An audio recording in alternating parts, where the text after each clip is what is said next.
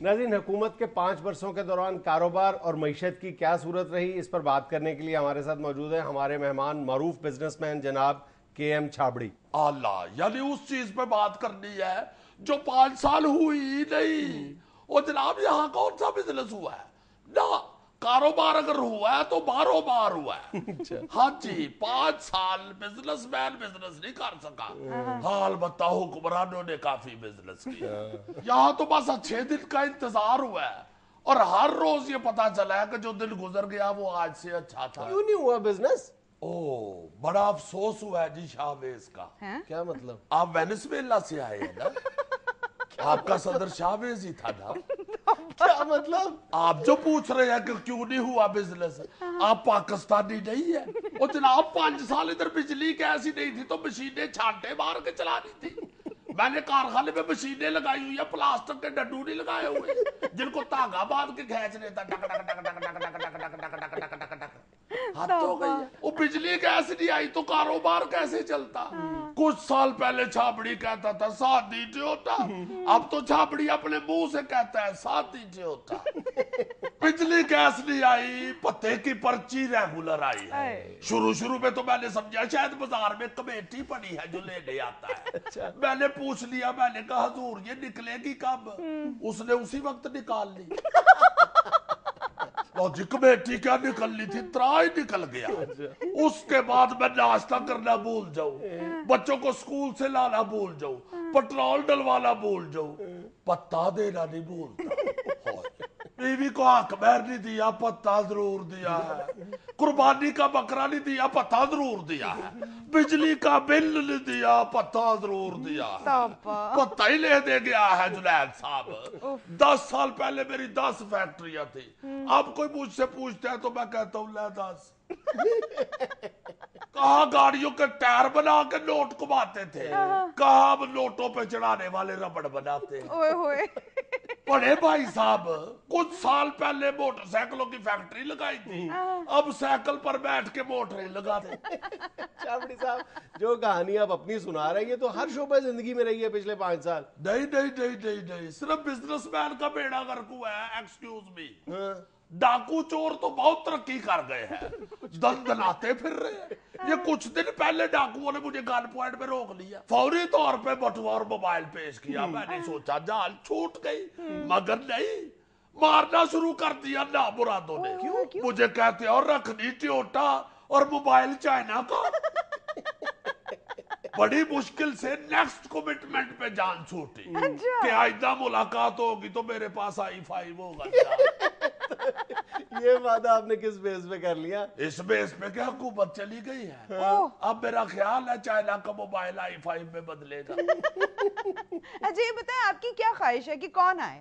صرف بجلی آئے اور گیس آئے، بس۔ اس کا مطلب ہے کہ کون حکمران آئے؟ جی میں بھی حکمرانوں کا ہی بتا رہا ہوں، گیس وزیر اعظم ہو اور بجلی صدر ہو، بس۔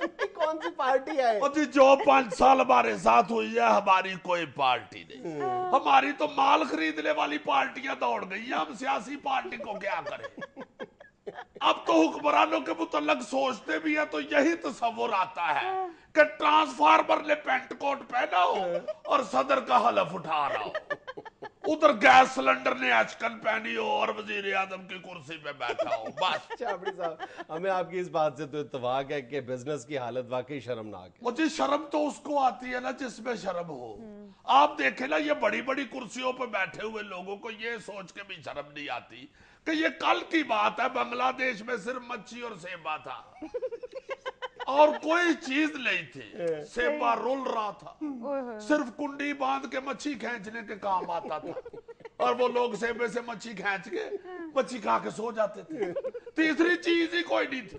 اب اتنی کو پروڈکٹس بن رہی ہے کہ ان کو باندھنے کے لیے سیبا پورا نہیں ہوگا۔ ہمارے یہاں کے بزنس مین فیکٹری اپنی کسیٹ کے بنگلہ دیش لے گئے، کوئی سوچ ہی نہیں رہا کہ یہ ہو کیا رہا ہے۔ وہ اچھا بھلا یہاں پہ بزنس تھا، اب سارے بزنس مین سادی ٹیوٹا۔ کہاں فیکٹریوں کی چمنیوں میں سے دھواں نکلتا تھا، اب فیکٹری کو آگ لگے تو دھواں نکلتا ہے۔ ہائے والدہ صاحبہ دعا کر کے دنیا سے چلی گئی، اگر دنیا بھی ہوتی تو ان کو کہتا کہ حضور دعا تو صحیح کر دے۔ انہوں نے صرف اتنی دعا کی تھی کہ جا چھابڑی तेरी फैक्ट्री में से धुआं निकलता रहे, साथ चिमनी कह देते तो फैक्ट्री चलती रहती। अब तो मजदूरों को तनख्वाह ना मिले तो वो फैक्ट्री को आग लगा देते हैं, फिर धुआं निकलता है। या बिल आए तो कानों में से धुआं निकलता है, पत्ते की पर्ची आए तो दिल में से धुआं निकलता है। ऐसा कमाल बिजनेस होता था, ऐसी फरावानी थी, ऐसे मनहूस 5 साल गुजरे हैं कि निरी परेशानी है। कहा मुंशी को आवाज मार के कहते थे आ चाय पी ले, अब मुंशी हमारा दरवाजा खोल के कह रहा होता है आ चाय पी ले। कहाँ फैक्ट्री की लेबर हमें देख के रास्ता छोड़ देती थी, और कहाँ अब लेबर आवाज लगा के तो मुंह परे कर लेती।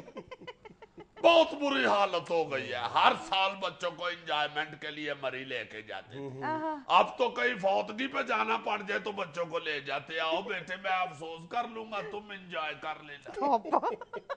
कहा चाइनीज होटल में बच्चों को जोर लगा रहे होते थे कि बेटे और सूप पियो, और कहा बच्चे गोलगप्पे वाले से खट्टा ज्यादा मांगे तो वो आगे से बदतमीजी कर देता है, बेटे इतना खट्टा अच्छा लगता है तो बाप से कहो गोलगप्पे लगा ले।